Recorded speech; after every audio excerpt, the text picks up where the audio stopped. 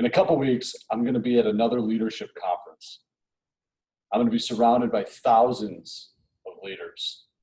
We're going to be listening to energetic talks, and I'm sure we're all going to buy a leadership resource, a book, while we're there. Question for you today. When is the last time you went to a conference about being a better follower? I have to admit, I can't remember the last time I got a mailer about the 2018 Followers Conference. I probably would be spooked because that sounds a little bit like a cult. It sounds like something that Netflix would do a documentary about. But the reality is, following is necessary. It's not only necessary, it's something that we do all the time. Last week, I was at breakfast with a couple salespeople on our team. And I gave my opinion as a certain topic came up. And one of the salespeople countered and gave theirs.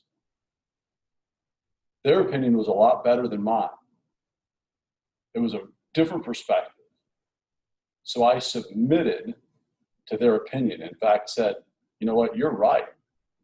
That's way better than what I was thinking. This isn't to be self-promotional, because I have a natural tendency to be all about me. In fact, I think that's a little bit why we all like reading about leadership, because it's puffing ourselves up. Leadership is about puffing ourselves up, at least to a certain extent, or probably better said, done wrong. Leadership is about puffing ourselves up. See, to be a great leader is like being a great follower.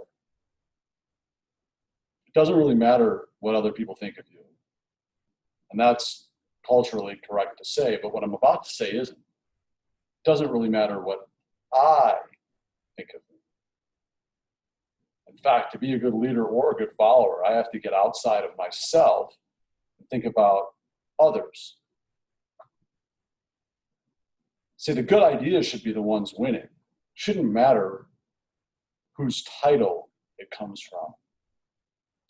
And successful organizations like the Navy SEALs, or perhaps some business organizations in your own industry, they get this. They're typically led by leaders who become followers. And I challenge myself to think about this often, because as I walk around our floor, I don't care where the ideas come from. In fact, sometimes the best ideas come from a team member on the floor, a team member who works the 12-day shift. They're not less than, they're part of the team. When I go home at night, I can tell you this, I'm not always the leader. Sometimes our kids take us in a different direction, don't they? And then sometimes my wife has the better idea about what we should do with our finances. See, leadership and following are necessary.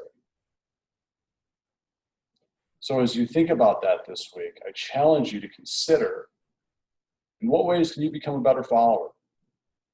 In what ways can you get outside of yourself and start thinking about what other people need, and really consider their opinions? As we've talked about culture this month, this is another way to improve our culture.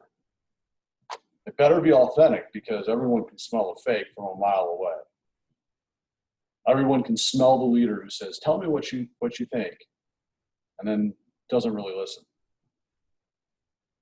Let's let the best ideas win, regardless of the title. And let's become followers.